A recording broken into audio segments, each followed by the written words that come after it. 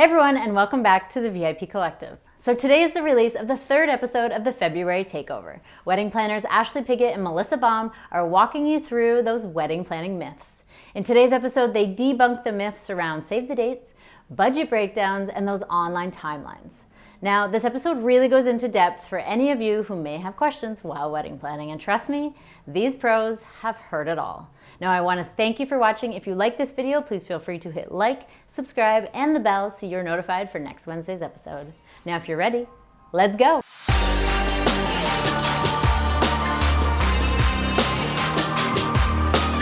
Hi, everyone. Welcome back. My name is Ashley Pigott of Ashley Pigott Events. And if you're joining us on this journey, we are episode 3 of a 4-episode takeover of the VIP Collective. And I have Mel Baum back with me today. I'm Melissa Baum, back with me to share in this conversation today. Welcome back, Melissa. Thanks for being here.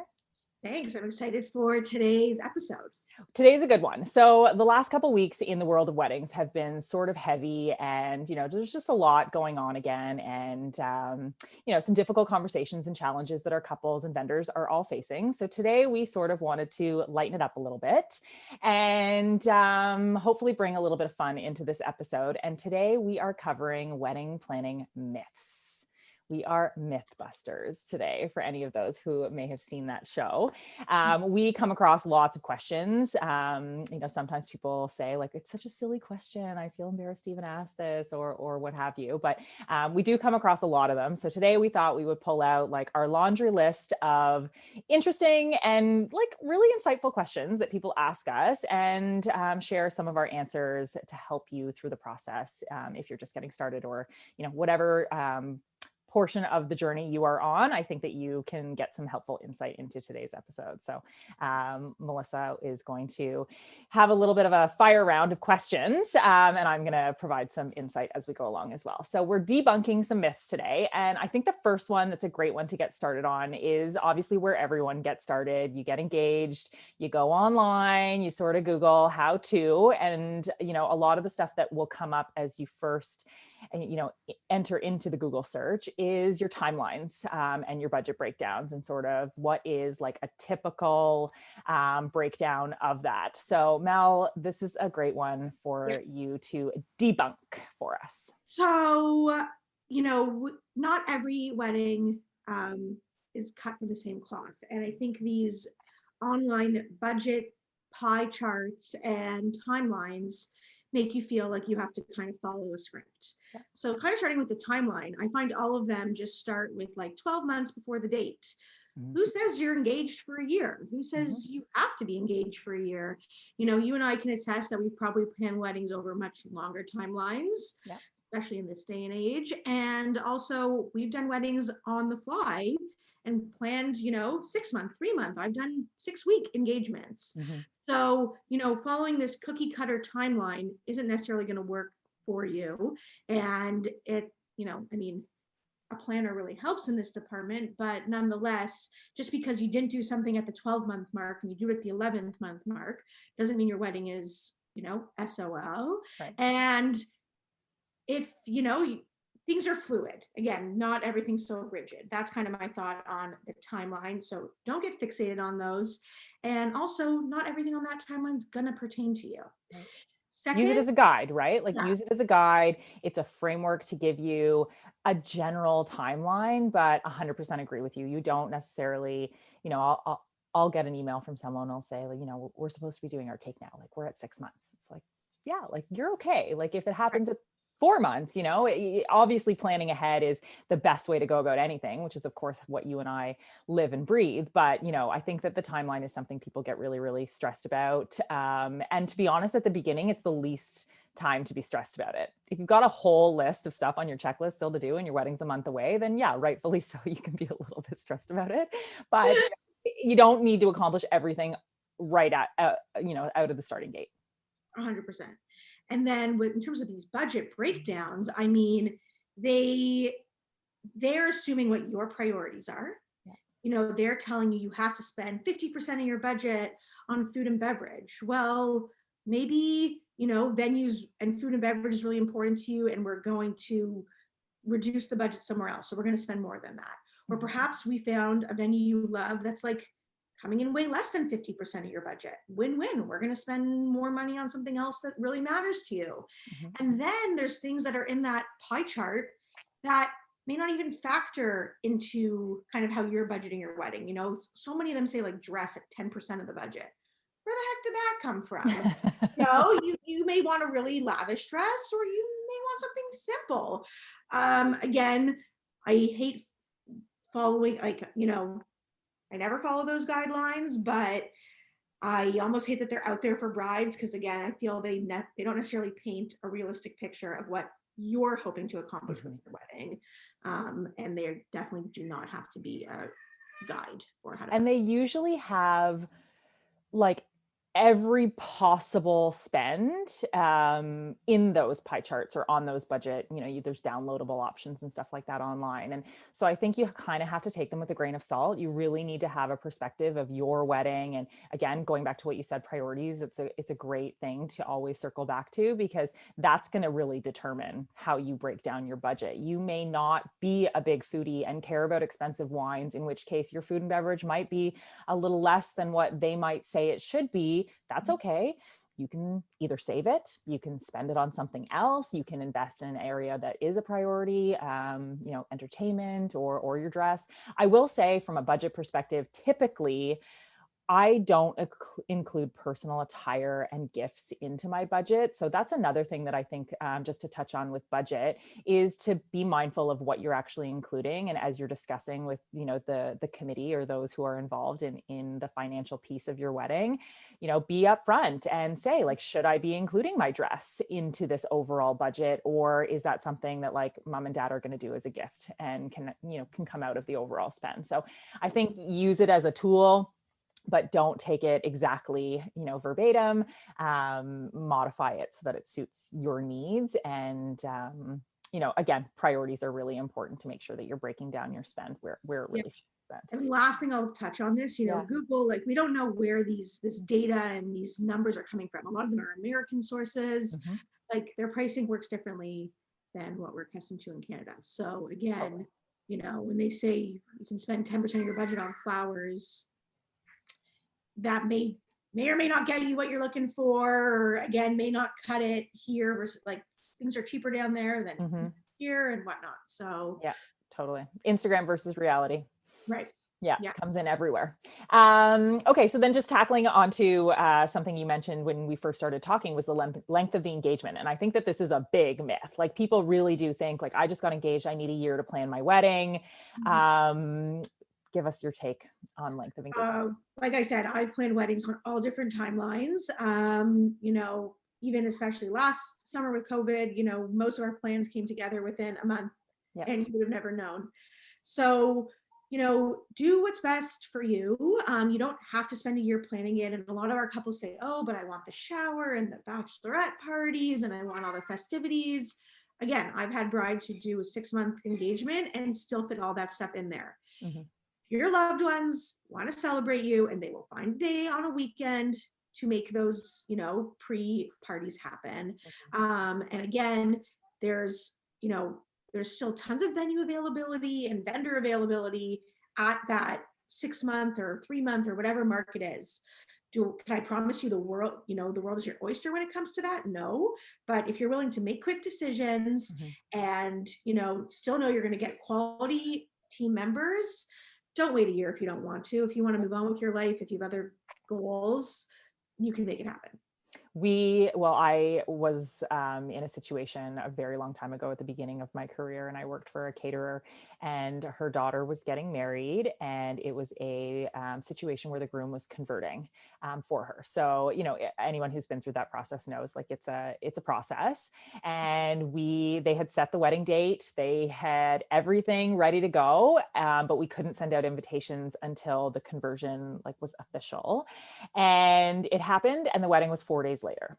So in 4 days, we put together an entire wedding. Every invitation was hand delivered. So, like, just to say, obviously that's not what everybody you never want to be in that situation, but you'd be amazed how much can happen. And I actually think when you're sort of under a little bit of pressure, in like a soft way, it can really help guide the process along. I find when I have couples who are engaged for a really long period of time, it's sort of difficult for them to ever really nail down what they want because everything seems so distant and they feel like they have lots of time to make decisions, to change their mind, to like have 10 different Pinterest boards of what they think their wedding might look like. So sometimes a shorter time frame actually can work to your benefit. And another thing, you spoke to availability. You'd be surprised. Like sometimes I have had clients who have wanted a like 5 or 6 month turnaround, just like you. And if we work really hard to find a date, they can still get all their dream vendors. And obviously time of year, I think, plays into that a little bit, but don't be afraid to cut the engagement short, but also don't be afraid to make it long. Like if that's really what you want. Some people do it from a financial perspective to save up for their wedding. And in that case, like, you only hopefully really ever get to do this once. So take the time to enjoy it and do it in a way that feels right to you. And that's sort of what we're talking about here is like, there's nothing that you can read on a website that is going to apply to every single bride out there, which is exactly why these are out there and cause so much confusion. So that takes us into sort of the next myth that you have to send save the dates. Ooh, I love this one. Give me the goods on this one.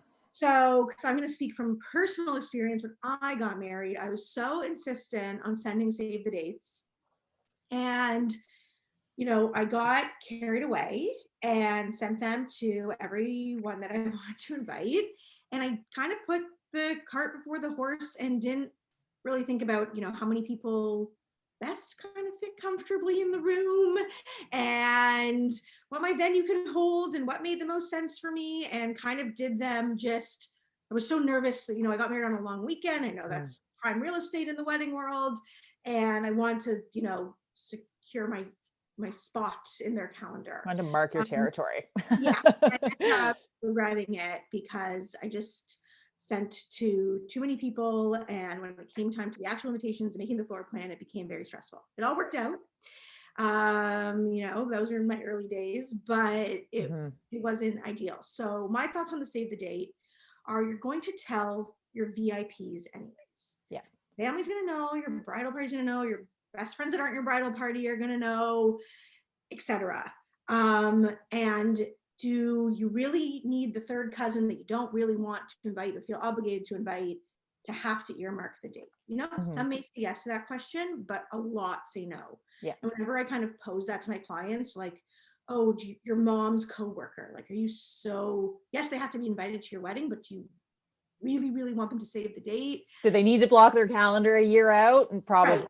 Yeah. Like when I phrase it to them like that, they're like, oh, I don't know. And then the reason I say be cautious of that is because, plans can change.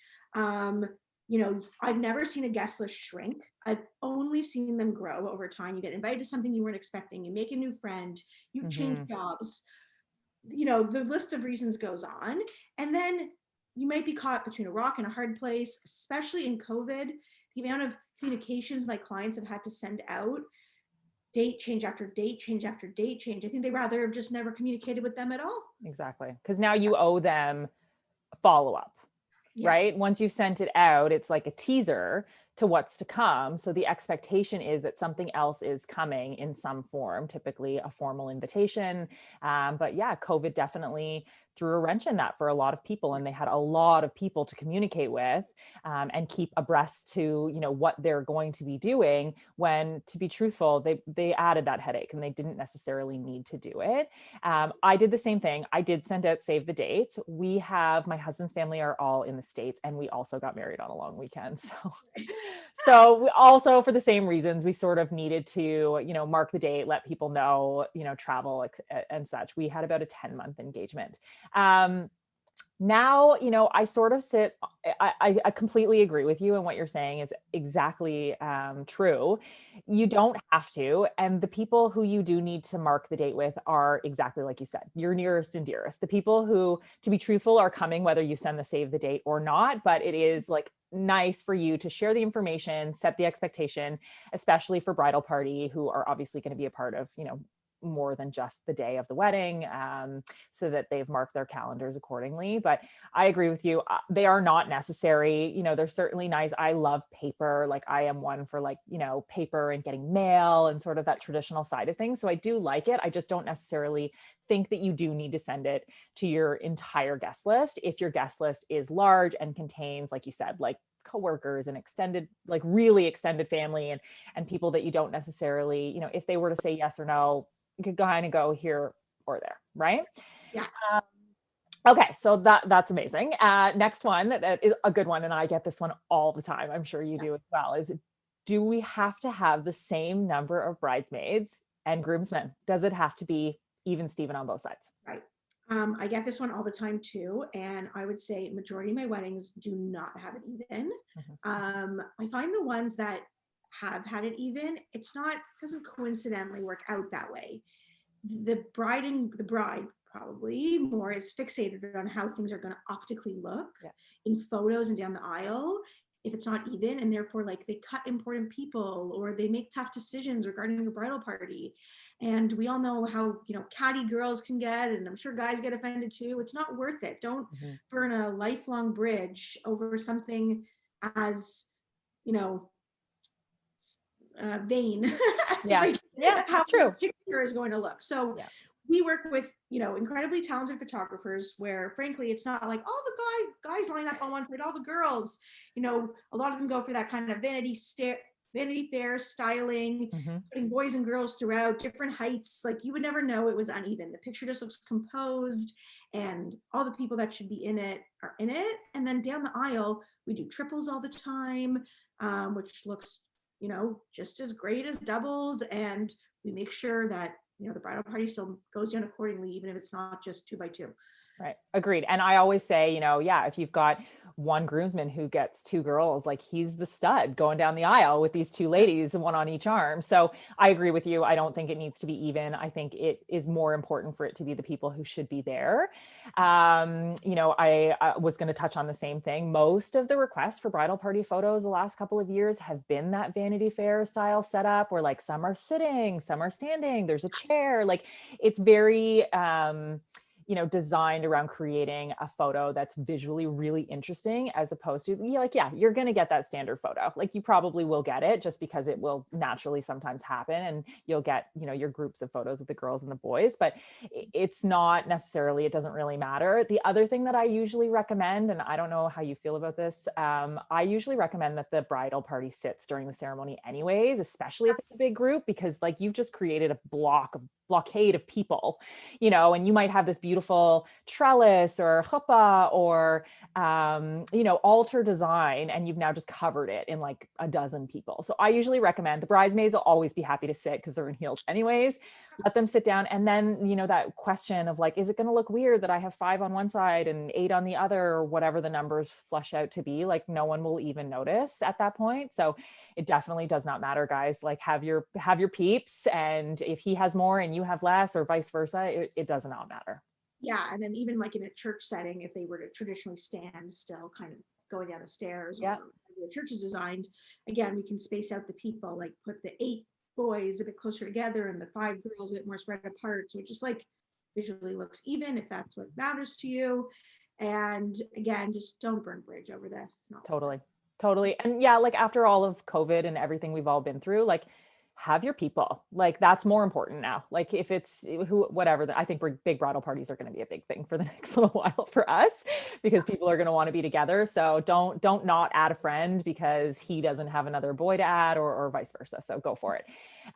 Then we get into another question that I get a lot, and it's something I've actually done quite a few times. So, and I really love it, but give me your take on, can you do a bridal party in white? Can the bridesmaids? Oh, yes, we've done it many times. I'm a huge fan of it. I actually did it partly for my own wedding, so I'm biased. But nice. I definitely think you can. I think as the bride, I think the bride always stands out. Point blank, her dress, even if it's the most simple, is gonna feel more elaborate than the other girls. It's still their bridal gown, and they're still the center of attention. So that's number one. And number two, again, I think the bridesmaids, a lot of the time the dress is more elaborate, the bride stands out. But, that monochromatic look, again, going back to the pictures, if that's what it's about, is really beautiful. White, for the most part, flatters everyone's skin tone. Sometimes when you choose those odd colors, it's not the most flattering on everybody. So I'm all in for the white bridesmaids. I am with you on this one. I actually put a post up on my Instagram a couple of weeks ago, and I did a poll because I was really curious, because we do get this question all the time. And I think I'd have to go back and check, but I think it landed at like 70% were like all for the white bridal party. And to be truthful, I think that the brides that we speak to now are certainly open to it. I think it kind of goes back to, moms thinking like, how can she not be the only one in white on her wedding day? And like, I think that plays into it a lot. You certainly have the very traditional girls who just can't imagine not being, the only girl in white. So, it's not for everybody, but I think like if you're into that aesthetic, it's really beautiful. 100% goes with more skin tones than like your dusty rose or your blush pink, like that you think is a really safe color. But like, I can't wear blush pink. In a dress form. So, there's that.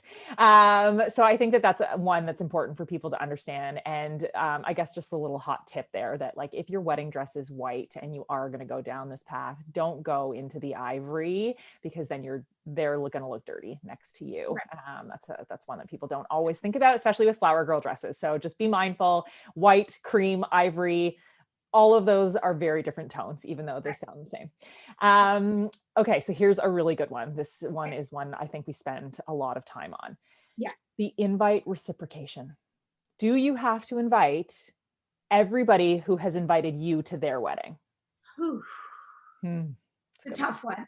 I think it's circumstantial. So I don't think there's like a blanket answer. Agree. But I think every wedding circumstance is different. You may be having a 100-person affair. They had a 300-person affair, and I think that's understandable. I think I do like the idea of reciprocating the invite, because like I said, I've even seen, relationships crumble over not being invited to a wedding. Again, everyone's situation is different. It's not fair for me to say, don't do that. But I do think if you do have the ability, the means, the space, etc., to invite people, I would err on the side of caution and do it, because you could, again, burn bridge. And I don't think a wedding is any reason to burn a bridge. It's to form bridges. So that's a good one. That's a good, I like that. That's good. Thank you. If you can, I would. I do like the idea of reciprocating the invite, but I understand everyone's circumstances are different. So that's kind of my answer. I don't think there's a one size fits all, like, yes, you have to, no, you don't. I think where it gets dicey is I've seen so many people say, I'm having a small affair, and they're like, it's 200. I'm like, sometimes it's hard to justify to someone that 200 is small. 50 is small. Yeah. I mean, I know we're, 15 right now seems like a raging party to me right now. Okay. But talking about this before this year, so I think that's sometimes where I've cautioned clients in that what you think is small doesn't optically necessarily appear small to the person you're just inviting. Yeah, I think it's all relative. I mean, we get this question probably with every single couple as we start the invitation process, when they're starting to write out their lists and, save the date, whichever they've decided to start with. And it's tricky because, you obviously, your natural inclination is to think, well, they invited me, I'm going to invite them. And I think that that's like a really amazing sentiment, and the intentions are very good.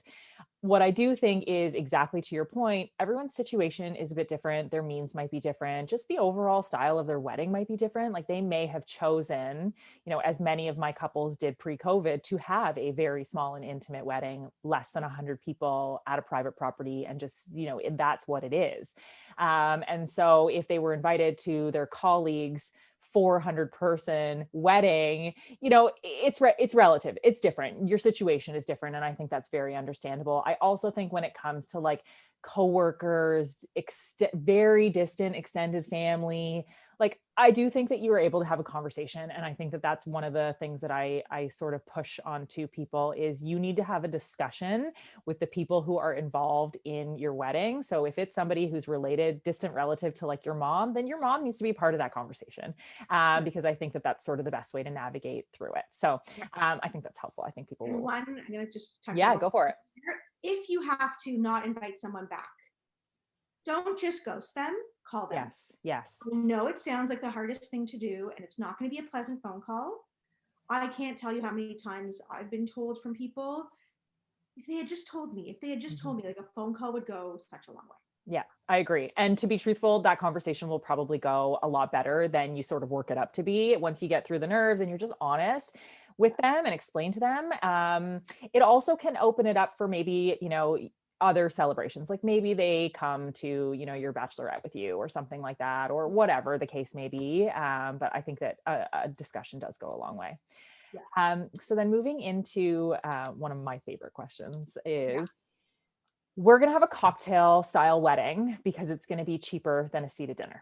Oh, this is Good one. That's a loaded question. So we get this all the time, and I've done both.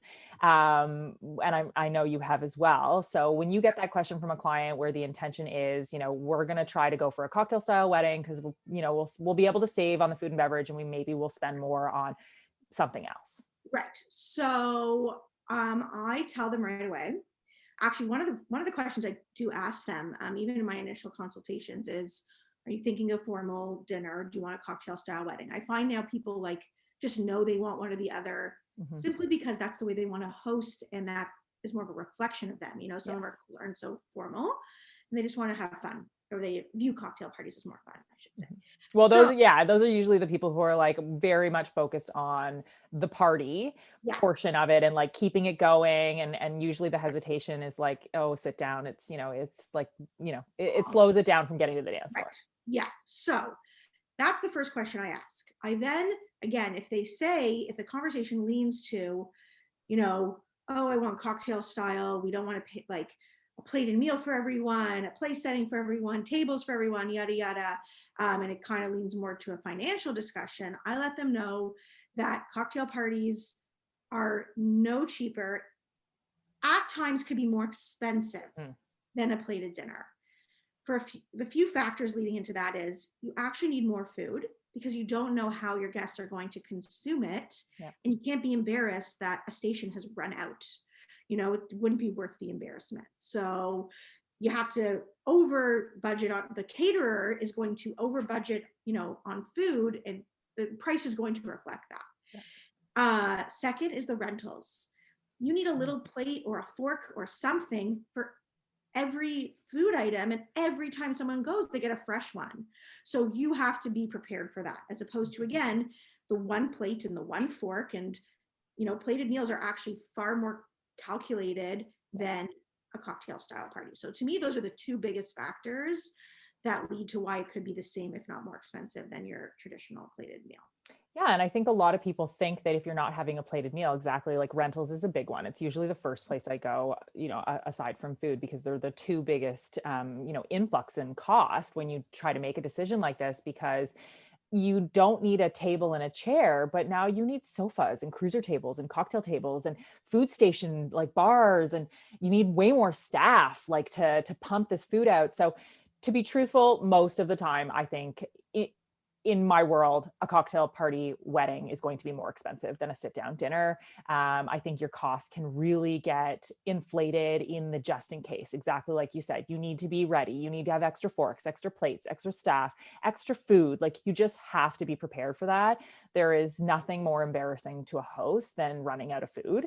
So, and the caterers know that. And in this circumstance of a cocktail style wedding, you don't know if like the sushi station's going to get harder than the smoked meat station, or the hors d'oeuvres are just going to get demolished in like the first half hour because everyone was really hungry.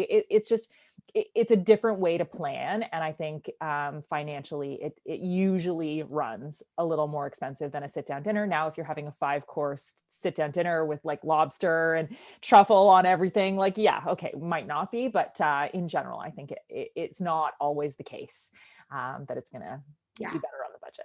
Right. And then because everything's also, last thing I'll say is typically everything's kind of smaller plates. And the idea is you're supposed to eat more of them and kind of sample different things. You feel the need. I find my clientele and the host feels needs to compensate. So you're going to want to make sure you have so many small plates that like no guest walks away hungry, as opposed to getting your 6-ounce filet mignon, your mashed potatoes. No part of you doubts that that plate is sufficient to feed that guest. Well, because you've had a tasting, you've sort of experienced the meal, so you can reference it and say, they're getting a beautiful dinner. I'm full. I feel satisfied. You know, I would be very happy to be a guest at this wedding. But if it's a cocktail wedding, you actually can't sort of determine what everybody's experience is going to be. If you're someone like me who never stops talking, I probably am not going to eat as much as I should. But if you brought my husband to a wedding, like he's going to park himself somewhere and literally make friends with every server that walks by, because that's, you know, so it just depends on how you're going to navigate through that party. And especially for a big group, it's sort of hard. You know, we have spent years sort of watching the flow of people and sort of have a sense of human nature so we can plan for it. But, you know, a lot of extra goes into a cocktail style wedding that I don't think people necessarily realize. Yeah. Good one. Yeah. So this is another one that's it's more of a budget ones. And I don't get it all that often. I definitely did at the beginning of my career when I started my business. But the question of, does DIY really save you that much money? Ooh. So, you know, I don't dabble in this too much either. But yeah, definitely more at the beginning of my career than now. But I think it really depends. I think it depends what you're DIYing. I mean, if you have to go buy all the supplies and then account for mistakes, and then also I think a biggie that people don't think about is then, okay, so you've made whatever you've made. Now it's getting it to the venue. It's who's responsible for setting it up. It's who's responsible for clearing it away. It's not a rental anymore. You own this stuff. Yeah. So the venue doesn't want it at the end of the night. We don't want it at the end of the night. You just got married. Do you want to deal with it at the end of the night? No. Hell no. So, you know, I think there's so much that goes into that people don't think about. It's not just going to Michael's and putting glitter on something and saving yourself money. So, you know, I think it really depends on the item. And again, I haven't come across this too much lately, if at all, but a lot of the times it's not as much DIY, but clients do say to me, oh, can I go buy my own candle holders and save on the rental? Or sometimes people try to get savvy like that, and I squash it right away for the reasons I just explained about the logistics. Yeah, totally. I lived this. So with my save the dates, I decided to DIY my save the dates way back in the day. And you know, it was like, you know, I had these like die cut paper like numbers for the save the date, and they were all strung with this like beautiful ribbon, so it sort of cascaded out of the envelope when they opened it. It was so pretty. It took me forever, and I totally could have purchased them for way less than all of the supplies. And like you said, you have to account for extra because you're going to make some mistakes, or something's going to rip or tear, or whatever the case may be. And you know, I think that there's a place for DIY for sure. And I think that there is a large group of people who are actually really good at that stuff. And so when, you know, I actually have a bride who is very into like the crafty DIY stuff, and she's amazing at it. Like the stuff that she makes is awesome. Like I actually think she needs to have her own Etsy shop because she really does awesome stuff. So in that case, like it's innate to her, it's natural for her. It also is going to make her wedding feel like her, because these are things that people know about her. But if you're like, for me to have done DIY was like out of character. Like it, you know, it was not something that I would have normally done. And I did it, and I regretted like the 3 weeks it took me and the like hundreds of dollars that I like totally could have just ordered the same idea from. So I think that there's a place. And I think that if it's sort of a natural flow for you to incorporate DIY into your wedding, then go for it. But I do think about exactly like you said, what is it that you're trying to DIY? And do a bit of a cost comparison, because it's not always going to be cheaper. And for exactly like you said, you now own it. And to be truthful, at the end of the night, if you don't take it, the venue doesn't take it, we don't take it, it's probably going in the garbage. So keep that in mind as well. Yeah. Okay, so then here's a good one that we do tackle all the time, and it's one that I debunk on every single phone call because it's almost never the case, but the groom just wants to show up. Oh, not anymore. Not even close. Not Not even even close. But not so when a bride says like, oh, my groom, he doesn't really want to be involved, but he just kind of wants to show up. What do you normally say to them? I mean, I'm not going to tell them to their face they don't know their groom and they're wrong. Right, of course. I'm gonna take their word for it. But as the process goes on, and definitely as the years go on, we are seeing grooms more and more and more involved in the wedding. Some of them even taking the reins. Totally. And they care. You know, if the bride wants a pink wedding, are they necessarily shutting it down? No. But when it comes to the food, they care. And you know, the food's always been a classic one that they care about because Food and the booze. the way that everyone's heart is through their stomach. Yeah. But regardless of that, I find they care about the timeline, the flow, you know, how are their guests going to be looked after?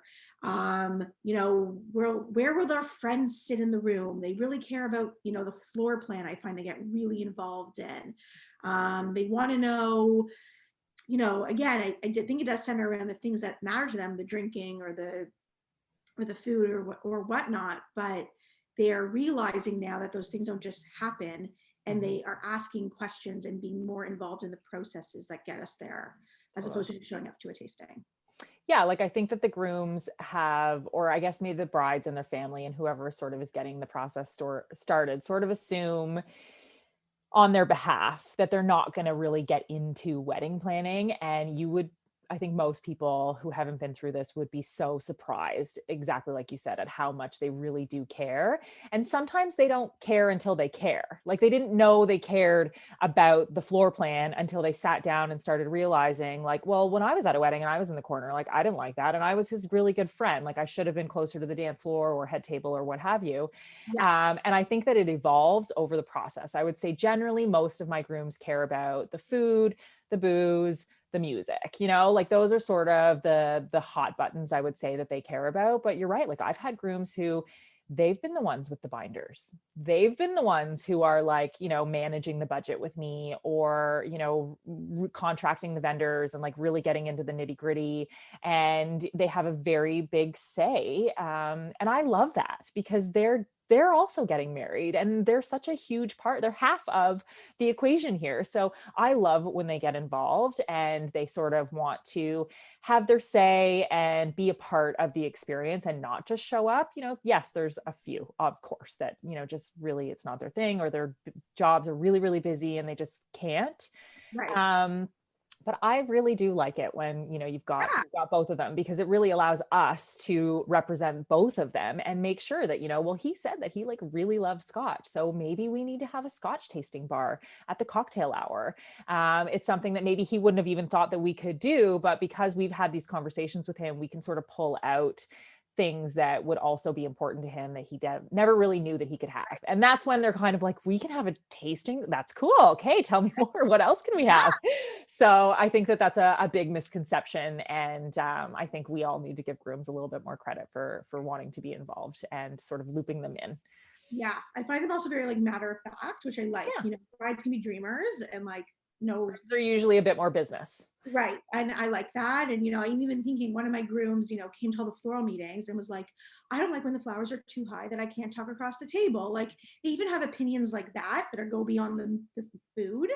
And it was a very valid point, but it was interesting to see it from a groom's perspective. He's been to enough weddings. He knows. And I loved that he was there to say that, because again, I want him to be happy. I want him to show up on his wedding day and feel like his guests could interact over the centerpiece. Exactly. It kind of kept things in check, you know, because I find when the groom has an opinion, it feels so rare that you almost just like let it happen. Totally. Well, they usually choose their opinions wisely during a process like this. And they usually speak up or have an opinion about something that they truly have an opinion on. I usually find that like they're not getting in on discussions on flowers if they really don't care about flowers, but if they feel like he must have sat at a wedding with a trough of flowers in front of him and he couldn't talk to his friend and he probably found it so annoying, and they were the people moving flowers on the table, which like when we see our heart like, you know, burns a little bit. But that is an experience that he had, and he brought that to the table. And I think that happens a lot. And when they're given the opportunity, I think that's the biggest part, is give them the opportunity, because you'd be surprised how much they care, or may have an opinion about something that you might not have otherwise thought of until they're given the chance to. Yeah. Okay, another great one. All of these are great ones, actually. I keep saying that. But this misconception I do get a lot is that the bride's family pays for the wedding. Obviously, a traditional kind of, myth that's been out there for a long time, sort of who pays for what. And you get this on all those websites, similar to, the budget breakdowns and timelines and such. And, this is definitely something we live and breathe. So what are your thoughts on this? So my thoughts on this are, it's not that it doesn't exist still. I think actually, from my little dabbling in the American market, it's actually far more common there still. Okay, interesting. Because I've worked for American clients who are married here, and I definitely saw that tradition permeate a little more. Okay. However, I will say, I'd say 100% of my clients, it's split. So no one goes into this thinking that's the expectation. Everyone goes into this, the expectation that it is going to come from both sides. And do you find that your clients will then, like, is it like a split? Do they try to split it based on their guest list and like sort of, that kind of varies? Yeah. Okay. Yeah, I say that varies. There's so many factors that go into who's paying for what and how much and et cetera, and we don't have to go into it. But I think, again, just this notion that the bride's family pays for the entire wedding, and then like the groom's family will do the rehearsal dinner, is definitely, a thing Old of the world. past. I don't even like, most of the rehearsal dinners I plan are also just like not elaborate. We all gather for the ceremony rehearsal a couple days out. So yeah, we want to feed everyone, but they're not a whole separate mini wedding in addition. Would be nice if they were. Hey, I mean, Yeah, sure. Yeah, go for it. You're right. It's definitely a different scale of event. And I agree with you 100%. I think I definitely have clients where the bride's family is hosting the wedding. It has happened before. And then, we do have discussions about, the groom's family wants to contribute in some way, what would be those areas. And so we usually talk about, rehearsal dinner or a brunch or what have you. We've had weddings where the groom side has paid for the entire wedding. So like, it's a bit of a mix. But I think the idea is that it's not a given. That tradition of like the bride's family hosting the entire wedding is not the case. And I think financial discussions are something that need to happen very early on in your wedding planning process, because you can get into a situation where you're assuming something that very well may not be the case. So if you do have other people contributing to your wedding, I've had lots of weddings where the couple are paying for it for themselves. And yes, they're probably getting gifts and things like that throughout the process from family, but the financials are all dealt with directly, through the couple. Others go directly to mom and dad or, what have you. So I think those discussions need to happen early on so that you yourself can navigate through that process. But I don't think that anyone should ever assume that one side is ever kind of footing the bill for the entire thing. We both have daughters, so yeah. Oh my goodness. Seriously. Okay. So let's talk about registering for gifts, because this is a question that I get at the beginning. A lot. I think times have changed from, when some of these long lists of checklists were put out on the internet, and, times have changed. People live together now. They're not necessarily, getting married and moving into a brand new house that has nothing in it, which is sort of where the registry came from. Right. I see them much more for showers and such, but I don't see them very much for weddings anymore. So I'm curious your experience on this one, of what your clients are typically doing when it comes to that. I find that most of my clients still are registering, as far as I know. It's not a part of the wedding I get overly involved in, but I sometimes do get asked for registry tips. I still tell people to do it, because I think there's those guests that don't want to write a check. Yeah, great. And I think there are some people who still want to get you a gift, and a registry is better than getting a gift with no gift receipt and you don't know where it came from, and now you can't return it or exchange it, and you're stuck with it and you may hate it. Yeah. So I'm still telling people to register. I think depending on your culture, you may get a ton of gifts off your registry, you may not. People also, I find, if you're having showers or any pre-events, often purchased from the registry for those type of occasions. So I'm still telling people to do it. Usually, again, it's something you kind of do at the beginning. And again, I find a lot of the time with my brides tell me, their parents' friends will start to ask, where are you registered? Where are you registered? You want to have an answer. I mean, again, best to get a gift than nothing. Totally. I completely agree with you. And I mean, I'm half Italian. So the idea of a registry was like a very big part of our engagement and, with my nonna, and like, it was a big thing. So I think culturally there's also a big piece to that as well.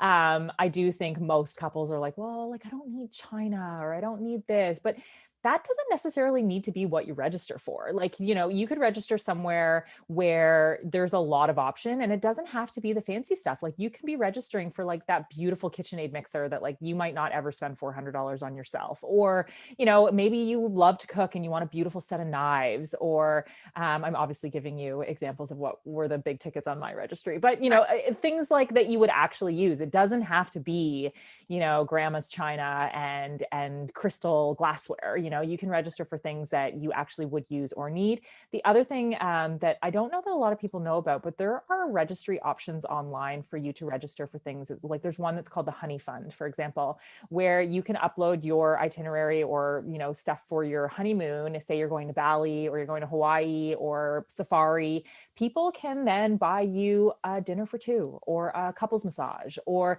like they can contribute to other experiences. And I found that obviously now that our couples are younger and younger, experience very much is a big part of what people are looking for in their lives. And I find that that has been a really big one for people that are really enjoying having the option to register. It doesn't have to be like what you traditionally would register for, but I agree. I think do it early, and also manage it, because as you kind of want to add or remove, even sometimes you'll see maybe close friends of the family or family members who can't attend once they get their invitation will go on the registry and send a gift even though they're not coming. So I do think having the option there for people, especially an older generation who really do feel that that is, the right thing to do. So I think do it for sure. Yeah. Another one that I really actually have a strong opinion on, this one, but I'm going to let you go first, is that you have 1 year from your wedding date to send thank you notes. I actually think that's far too long. Me too. I think you need to do it quicker. 3 to 6 months max. And I'm also a bit of a traditionalist. I think they should be handwritten, just throwing that in there.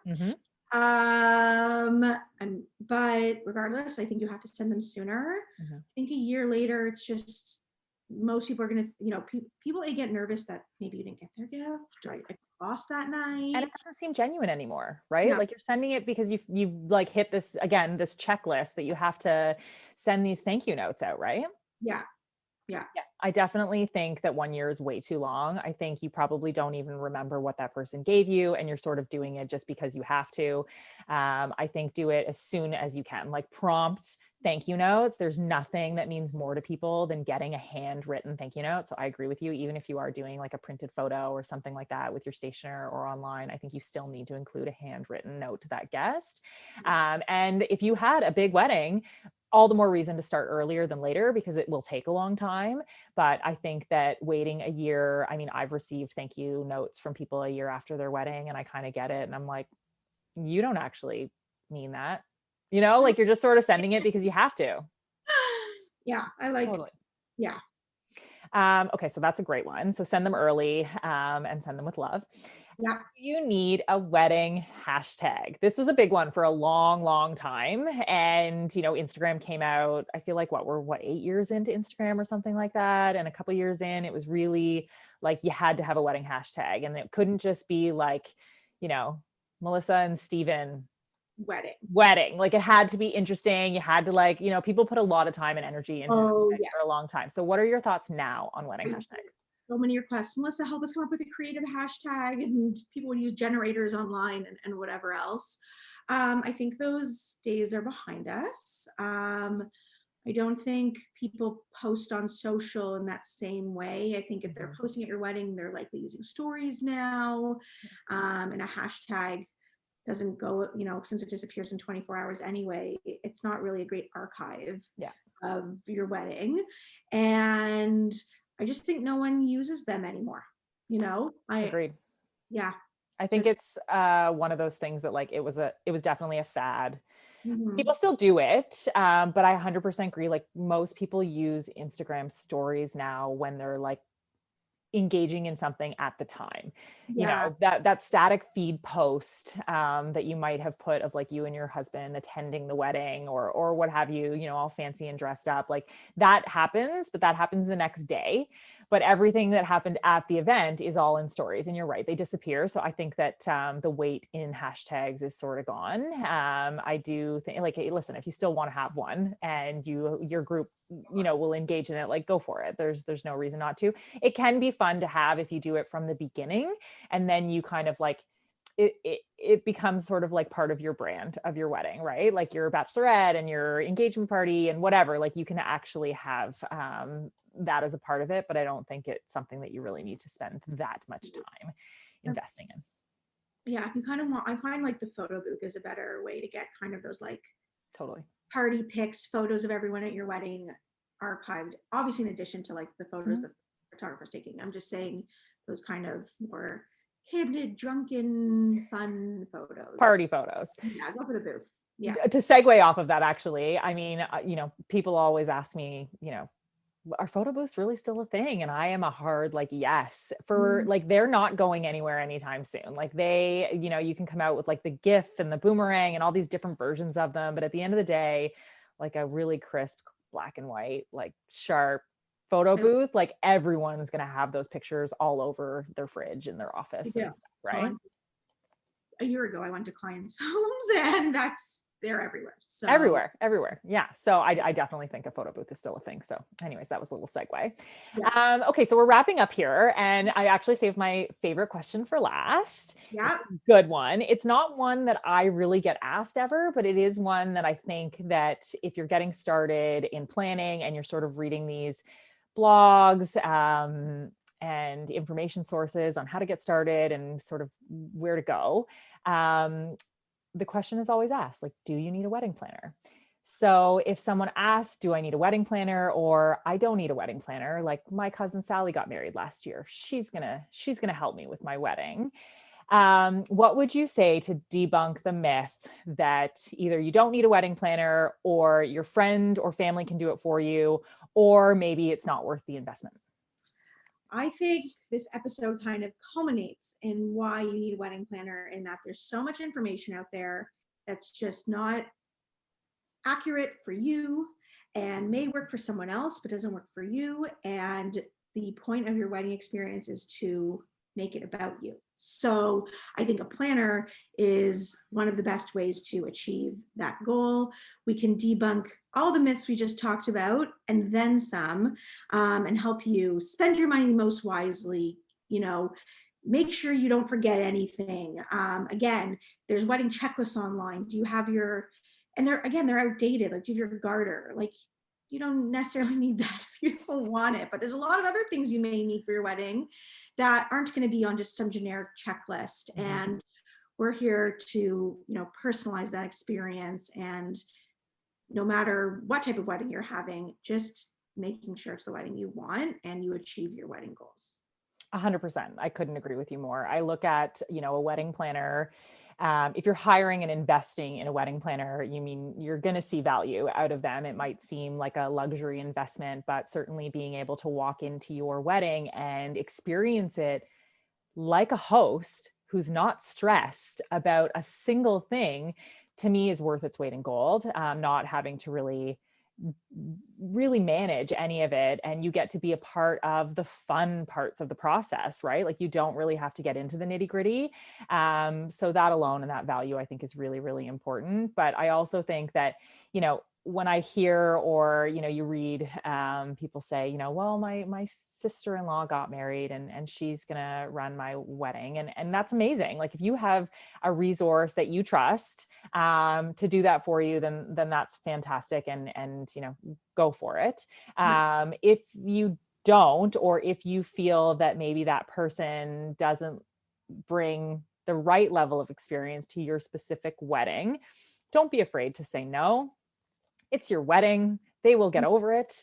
And I think when it comes to, the investment overall into a wedding planner, one of the things that we talk about a lot and that I sort of reference a lot is, when you're building a wedding in the type of weddings that we're working on or designing, we act as a general contractor for your wedding. So, we handle everything. So you wouldn't necessarily go and build a custom house without someone who's going to lead the charge, right? Who knows what they're doing, who can guide you through it. And exactly to like what you said, those lists are very generic, and having someone who is sort of curating an experience that's specific to your wedding and your needs and all of your priorities and the things that are coming into the elements that are coming into to make your wedding what they are, you can't necessarily, you can't devalue that at all. It's really, really valuable. And most of our clients, the day after or at the end of the night when we're leaving, just say like, oh my God, I could never have done this without you. It's true, to be truthful, because it'll never be the same experience when you're doing it yourself. You're sort of in it. It's very hard to navigate through a lot of the pieces of the puzzle, and having someone who's sort of on the outside really navigating and sort of driving the bus, I think will allow you to have a really amazing experience from start to finish. 100%. Amazing. So. Awesome. Okay. Well, those were really, really good myths. I hope that we debunked. I think we covered most of them and, provided some insight into, just don't take everything you read online to heart. You really do need to spend the time to, as much as you can download a template on a PDF to work from, you do still need to spend the time to really dig into what makes the most sense for you and your wedding. Any last words or tips that you'd like to share with us? No, I think again, a lot of the stuff online is outdated. We're in the 21st century. Wedding obviously can look however you want it to. It does not have to follow some formula. And, work with professionals to get you to where you want to be. And I think ask the question, right? Like all of these were all questions that we get asked all the time, which is why, we brought them here to talk about for you all to hear and listen to. And I think that just sort of goes, across the board is if there's something that you're not sure of, or you don't know if it applies to you or what the right way to go about it is, if you do have a planner or support system in place, like I think ask the question because what you find online might not necessarily be the right answer for you. Yeah. Amazing. All right. Well, thanks for joining me. We have one more episode to go, so I hope everyone will join us next week for the last of our February takeover of the VIP Collective. I hope Corinne is enjoying a little bit of a break. It's been amazing for us to have this opportunity. So I will see you next week. And thanks again for joining me.